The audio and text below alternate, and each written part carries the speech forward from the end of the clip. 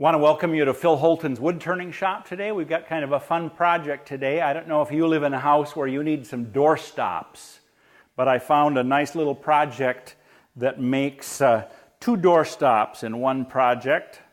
You make it in one piece, and then you cut it at an angle, so it makes a really beautiful door stop. And I have a lot of kids in my shop, and we make pens. This is the kind of pen that they might make where they're using a piece of wood and they're doing a lot of coloring.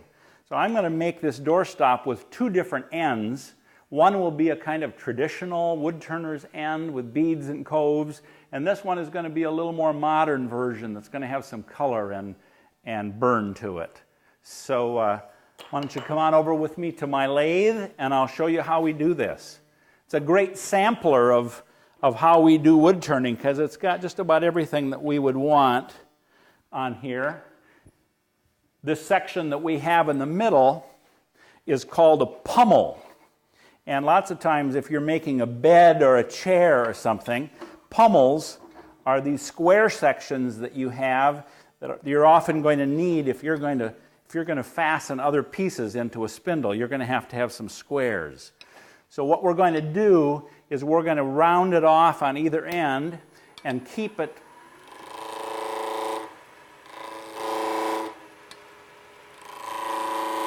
square in the middle. So now we're going to round off these sections here at the end until we come down to that we can touch it round all the way. Okay, like that. We'll do the same thing at this end.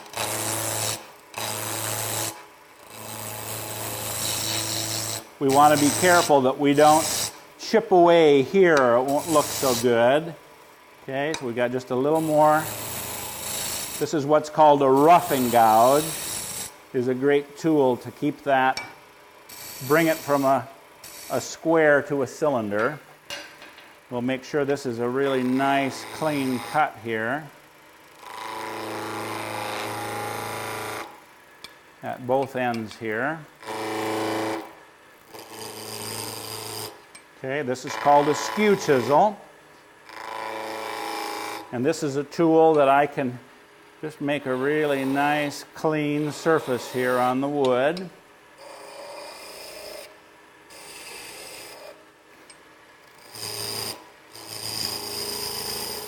Okay, so now this end, I'm going to do something a little more traditional. So for that, I'm going to make two beads with some space here at either end. So I'll mark out the beads. Will be right in here, maybe like this. And then we'll make a cove in between and then a bead at the other end. Okay, so now I'm going to cut this cove in the middle.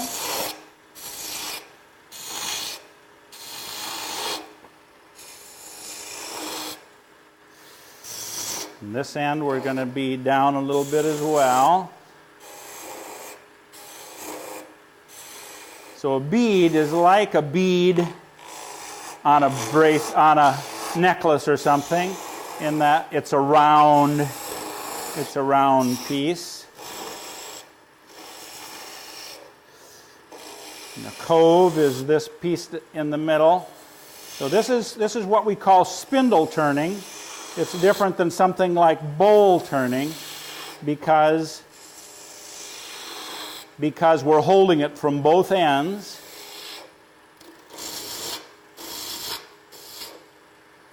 Okay, then I'm going to switch back to my skew chisel here.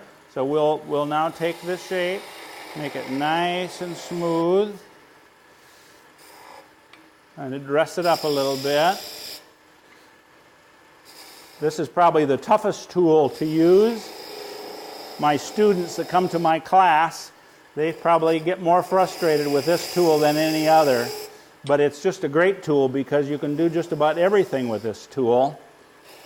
And if you see a really good wood turner, I'm not a bad wood turner, but there's certainly many better, they can do whole projects just with this tool. So we just are continuing to make these beads here at either end, and then we're going to have a little transitional space. The thing about wood turning is I want the shadows to be really interesting. So you see, if you get some light off to the side, I want to see some really interesting light playing on down the length of the piece. One of the reasons that a lot of lamps are made with wood turning, because it really shows off that shadow. A little piece there to pull out of there. Okay. So this end is just about done. We'll make that a little thinner.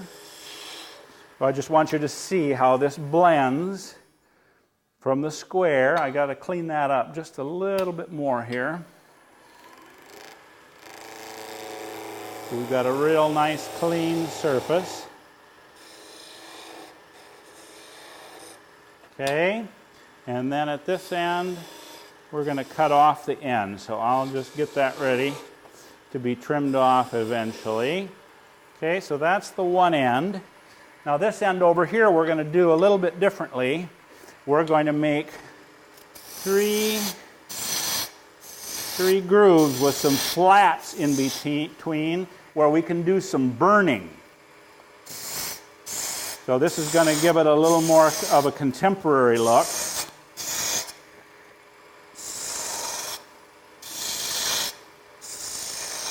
So this is a gouge that we use to make coves. Let's get some better light in there.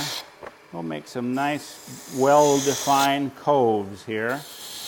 On this wood, you have to cut downhill, only downhill. You can't cut back uphill on the other side.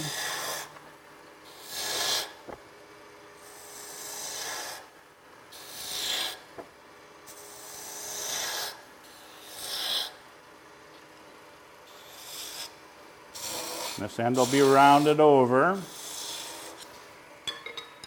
So then what I'm going to do is we'll kind of clean up this corner right here.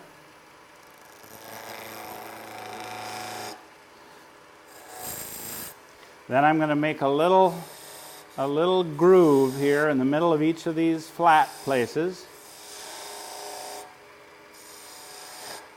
And this is where I'm going to burn a little bit.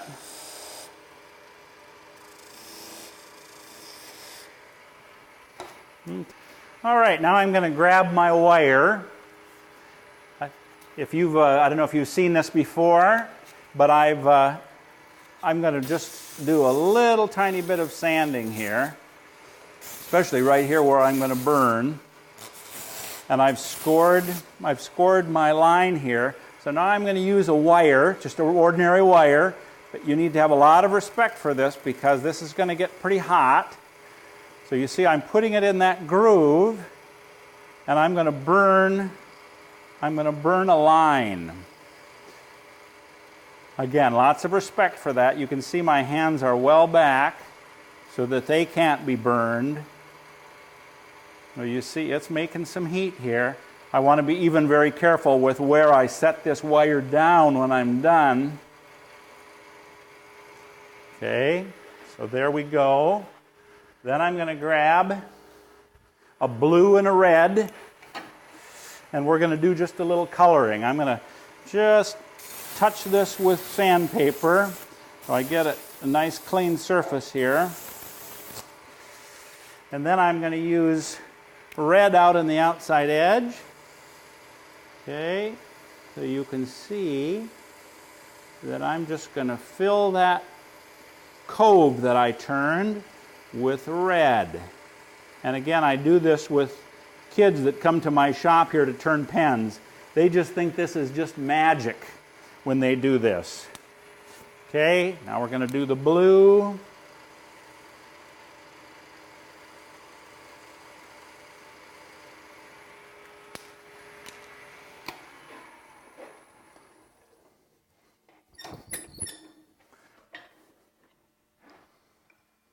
So then what I'm going to do, I'm all done except to make a line across there and cut from corner to corner to make 2 door stops. They will be the classiest thing going on in your house. I'd love to help you find a beautiful piece of my wood turning for your home or for a gift, or to teach you how to turn wood yourself at one of my workshops. I have 2 videos that would also help you learn to turn.